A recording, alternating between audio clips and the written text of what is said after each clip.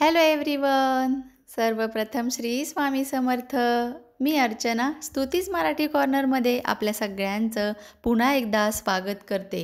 स्वामी तुमच्या सगळ्या चांगल्या इच्छा अगदी लवकरात लवकर पूर्ण करू दे आणि त्याचं सुख तुम्हाला मिळू दे, ही स्वामींचरणी मी मनोमन प्रार्थना करते. कारण आता जवळ आलेली आहे गुरुपौर्णिमा. आपल्या गुरुची ही आपण साजरी करणारी पौर्णिमा प्रत्येकजण आपापल्या परीने ही आषाढी पौर्णिमा साजरी करत असते. काहींनी म्हणजे बऱ्याच जणांनी आपल्या स्वामींना मनोमन गुरु मानलेलं आहे. तर स्वामींचं हे गुरुपद अनेक जणांनी घेतलं नसेल तर ते कसं घ्यायचं ते देखील आपण या पाहणार आहोत. पण तत्पूर्वी तुम्ही जर आपल्या चॅनलवर नवीन असताल व आपल्या चॅनलला सबस्क्राईबच केलेलं नाही आहे तर असं करू नका, लगेच सबस्क्राईब करा. कारण अशाच नवनवीन माहिती, सणवार, व्रतवैकल्य, आता सध्या खूप आपले चातुर्मासानिमित्त सणवार येणार आहेत तर त्यांची तुम्हाला वेळेवर माहिती विधिवत एकदम साध्या सोप्या उपायांसहित दिली जाते. आपण इथं त्याबद्दल चर्चा करतो. तर तुम्हाला गुरु करायचा आहे मनोमन तुम्ही यावर्षी ठरवलेलं आहे की मी यावर्षी गुरु हा करणारच. कारण या मनुष्याच्या जन्माला जर आपण आलेलो आहोत तर गुरु करणं हे आपल्याला भाग्य आहे किंवा गुरु करणे हे अतिशय महत्त्वाचे असे आपल्या जीवनातील कार्य आहे. का तर गुरुशिवाय आपल्याला मोक्ष नाही असे म्हटले जाते. अनेक तुम्ही ग्रंथ वाचले असतील, पारायण केले असतील किंवा कोणत्या सत्संगाला वगैरे जर तुम्ही गेले असताल तर तुम्हाला हे नक्कीच ऐकायला भेटतं की गुरुविना मोक्ष नाही आहे. म्हणूनच अशा गुरुला किंवा गुरुयोग्य व्यक्तीला आपण कसे काय शोधू शकतो. कारण स्वामी जे आहेत ते आपले निर्गुणातीत आहेत, निर्गुण गुरु झाले. पण या मनुष्य देहामध्ये आपल्याला सगुण असा गुरु देखील मिळणं हे तितकंच भाग्याचं आहे. तर असं जर तुम्हाला वाटत असेल की स्वामींच्या चरणाशी विलीन असणारा असा माझा गुरु असावा, स्वामींच्या प्रत्येक आज्ञेवर चालणारा असा माझा गुरु असावा, तर आज मला इथं गुरुपौर्णिमेच्या निमित्ताने खूप अत्यंत मनापासून सांगण्याची इच्छा आहे. जर तुम्ही अभिषेकदादा वैरागी यांना ओळखत असताल किंवा त्यांचं पॉडकास्ट वगैरे तुम्ही पाहिलं असेल आपल्या कॉस्मोस्टार मीडिया या चॅनलवर, तर त्यांनी तिथे सांगितलेलं आहे तुम्ही सत्संगाद्वारे त्यांच्याशी जोडले जाऊ शकता, त्यांना गुरु बनवता येऊ शकतं तुम्हाला. जर तुमची कळकळीची इच्छा असेल अगदी अंतःकरणापासून, जशी माझी इच्छा आहे की या गुरुपौर्णिमेच्या दिवशी व्रत करा, पारायण करा, अमुक एखादं तुम्ही ग्रंथ वाचा, हे सगळेच जण सांगतात.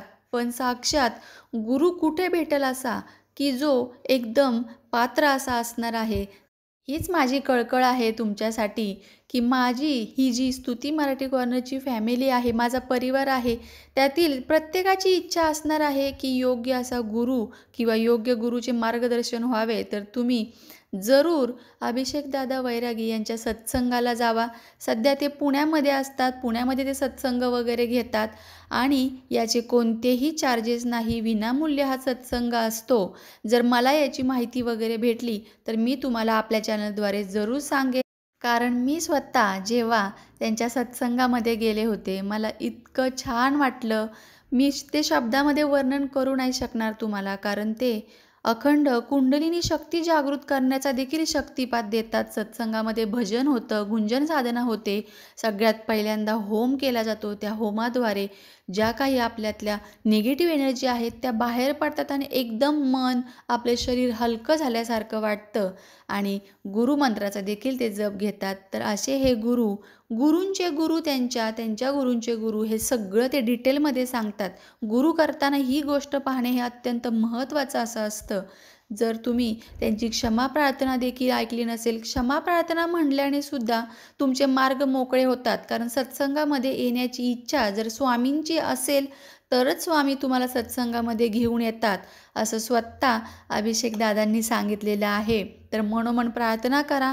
ही क्षमा प्रार्थना ही त्यांनी स्वतः लिहिलेली आहे आणि त्यांची जी क्षमा प्रार्थना आहे ती मी तुम्हाला आपल्या चॅनलवर इथं सांगत आहे. याशिवाय तुम्ही त्यांच्या चॅनलला देखील सबस्क्राईब करू शकता की जेणेकरून त्यांच्या नवनवीन माहितीचे, अध्यात्माचे किंवा पुढे गुरुमार्गामध्ये जाण्याचे जे काही मार्ग आहेत त्या सगळ्यांची माहिती तुम्हाला मिळेल. व तिथल्या ॲडमिन स्टाफची देखील माहिती मी तुम्हाला देईल.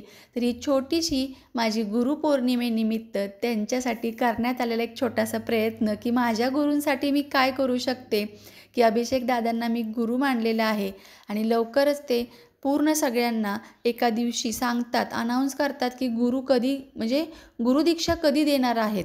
तर तेव्हा ज्यांना ज्यांना शक्य होईल त्यांनी अवश्य यावं आणि एकदा अनुभव स्वतः घ्या. मी म्हणते म्हणून नाही, तुम्हाला जर योग्य वाटलं तरच तुम्ही हा निर्णय घेऊ शकता. पण जीवनामध्ये एकदा येऊन तुम्ही अभिषेक दादांच्या सत्संगाला जरूर यावं, कारण त्यांनी जे सांगितलेलं आहे त्या पॉडकास्टमध्ये त्यांच्या स्वतःचे अनुभव, स्वामींनी साक्षात दर्शन दिलेलं, ते सगळं त्यांनी जेव्हा सांगितलं त्यानंतर मला खरंच त्यांना भेटण्याची खूप उत्सुकता होती आणि मला स्वामींनी मार्ग मोकळा केला सत्संगाला जाण्याचा. मी रोज प्रार्थना करत होते, की स्वामी मला सत्संगाला जाण्याचा मार्ग मोकळा करा, सत्संगाला येण्याची मला अनुमती द्या. असं स्वतः अभिषेक दादांनीच प्रार्थना करायला सांगितलेली आहे. तर ही प्रार्थना आज गुरुपौर्णिमेपासून सगळ्यांनी सुरू करा आणि ही क्षमा प्रार्थना देखील सगळ्यांनी म्हणा, जी अभिषेक दादांनी स्वतः लिहिलेली आहे. स्वतः त्यांना स्वामींचं मार्गदर्शन झालेलं आहे. तर याचा चमत्कारिक अनुभव तुम्ही देखील जरूर घ्या.